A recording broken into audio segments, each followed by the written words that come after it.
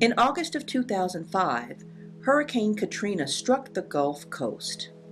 In hard-hit Louisiana, the storm caused more than $100 billion in damages to properties, businesses, bridges, and other infrastructure. The human toll included nearly 1,500 citizens dead and over 200,000 family homes totally destroyed. In New Orleans, Katrina had struck only a glancing blow, but the poorly built and poorly maintained federal levee system failed. The toxic floodwaters engulfed 4/5 of New Orleans and reached over 10 feet high in many places. The U.S. Coast Guard responded heroically, but like the levees, most other federal, state, and local government agencies failed. They have lagged, not led, in the human, physical, and financial recovery process ever since. By contrast, even before the floodwaters had receded, individuals, nonprofit groups, colleges, and faith communities from all across America were quick to respond, sending food, water, money, medicine, and volunteers. More than 1,000 miles away in Philadelphia, the University of Pennsylvania, an Ivy League school founded by Benjamin Franklin in 1749, was no exception. Penn immediately pitched in. Displaced students from Tulane, Loyola, and other universities in the affected region were enrolled at Penn. 2 weeks after the levees broke, over 500 Penn undergraduates gathered to learn more about the disaster. During spring break week in March of 2006, small groups of Penn students made their way to New Orleans and participated in the first major cleanup efforts. But for Penn and its undergraduates, that was only the beginning. By September of 2008, Penn undergraduates, supported mainly by the Robert A. Fox Leadership Program, had given over 1,000 weeks of service in New Orleans. Dozens had assumed either summer or year-round jobs there. In March of 2008 alone, nearly 200 Penn undergraduates did service in the Crescent City during spring break week. And in the summer of 2008, 13 Penn undergraduates, supported by 4 recent Penn graduates, each worked and studied for 10 straight weeks in New Orleans. From healthcare to housing, education to youth programs, state government to downtown business development, these Penn students each had a uniquely rich service learning experience in post-Katrina New Orleans. Penn is a world-class research university that prides itself on educating undergraduates for citizenship, producing pragmatic knowledge, and promoting civic engagement. It's what Penn's president, Dr. Amy Gutmann, a leading thinker on democracy, calls the Penn Compact.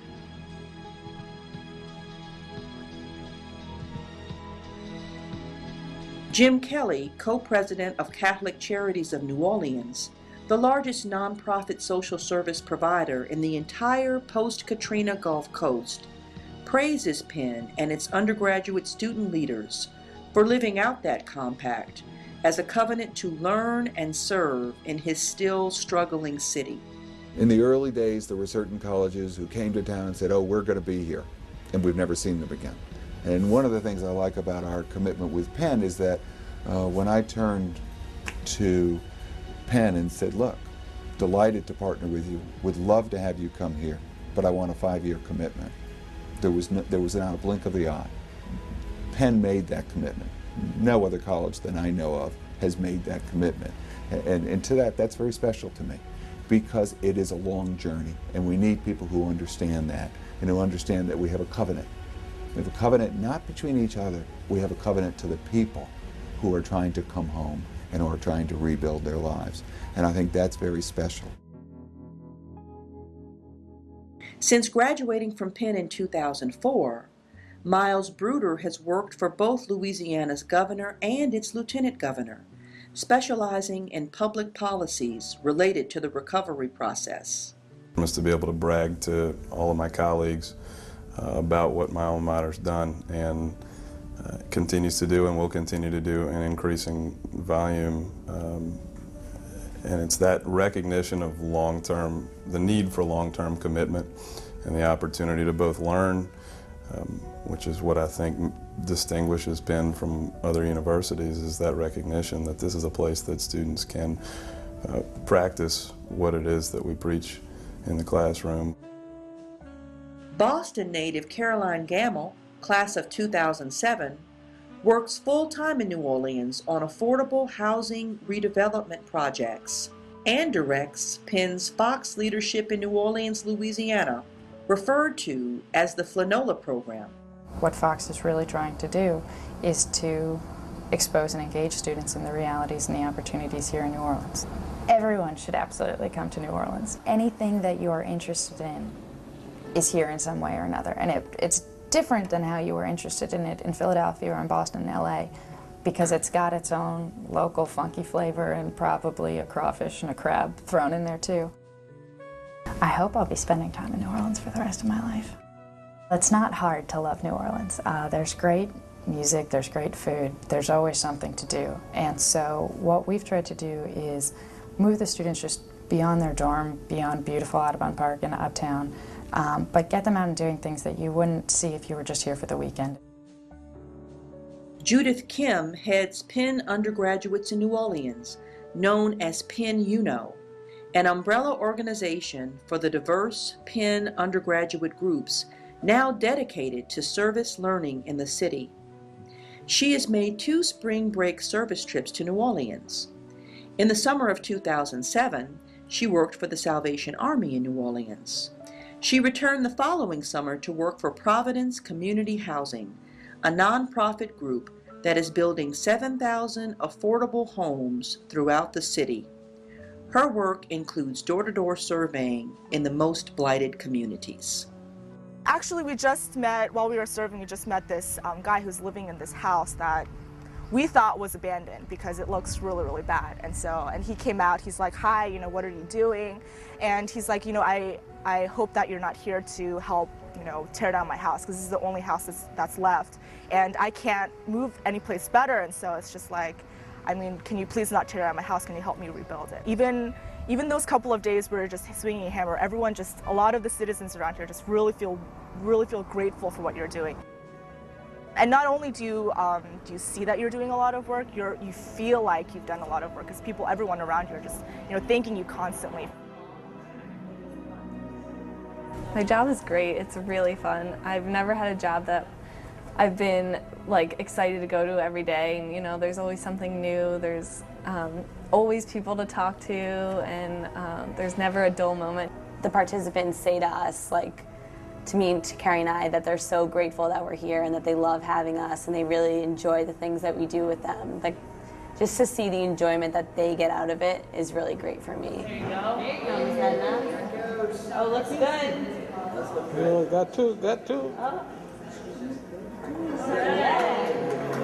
We engage them. We probably challenge them more than they have ever been challenged before because of all the things that are going on here in New Orleans.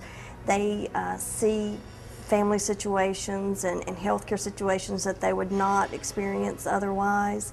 And I think a lot of people fall in love with the city, fall in love with the opportunity to make a difference. I feel like you can do anything here. There's so much work that can be done, and honestly so much that you can learn down here more than anywhere else. I work for Concordia, which is an architecture and urban planning consulting firm. We're working with I guess business owners all over the place in Louisiana and also out of state, you know, just to attract, you know, business owners to come back and open up shops, open up stores. Catholic Charities Operation Helping Hands is an organization that helps rebuild homes for the disabled and the elderly.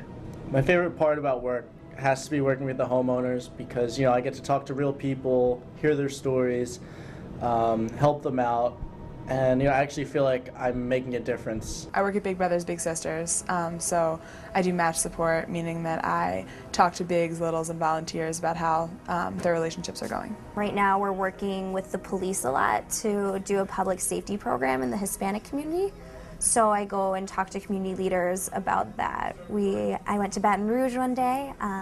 We had some anti-immigration bills come up that were pretty racist in our opinion, so we went there to fight them. I do wage claims for day laborers, so people call in if they haven't been paid by a contractor.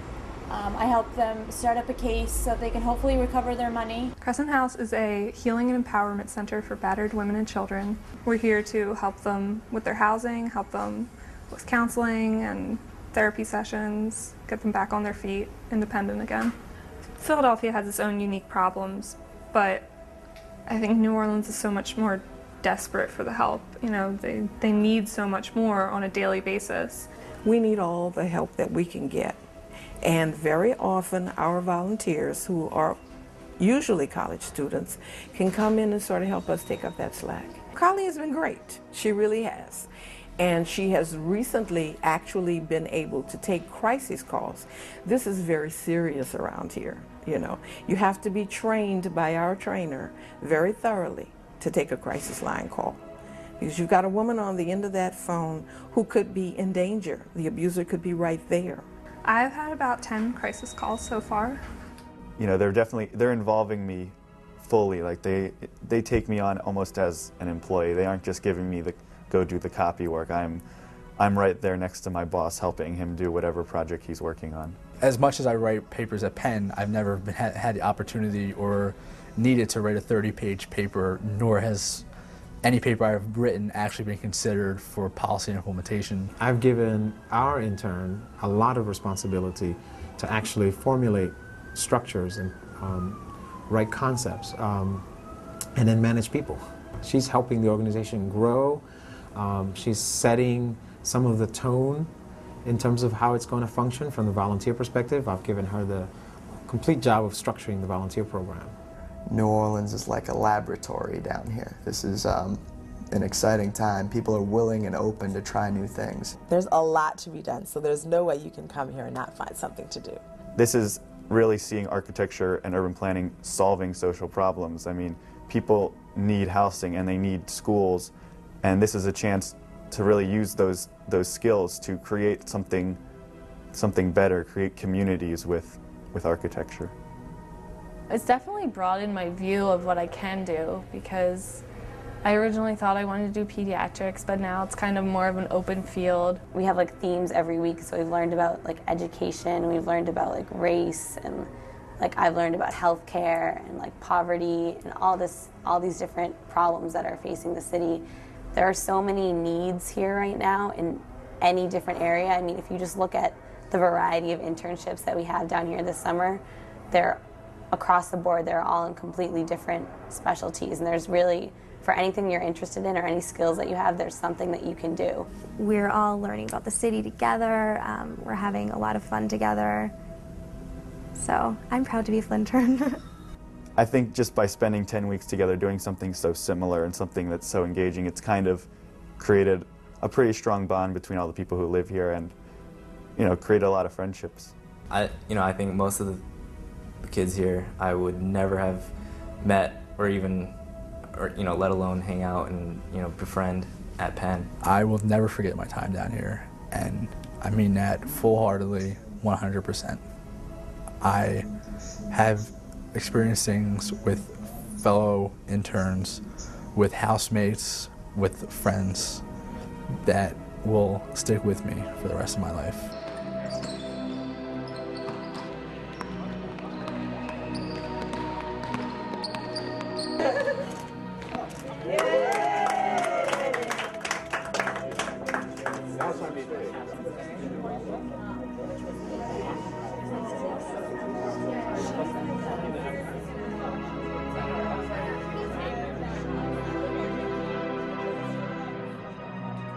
There's a very supportive network here. If, with a program like Fox, you're able to kind of get access to people that are here that may have went to Penn or are really open to helping young people, get involved in New Orleans. So I would say there's a really strong support system here.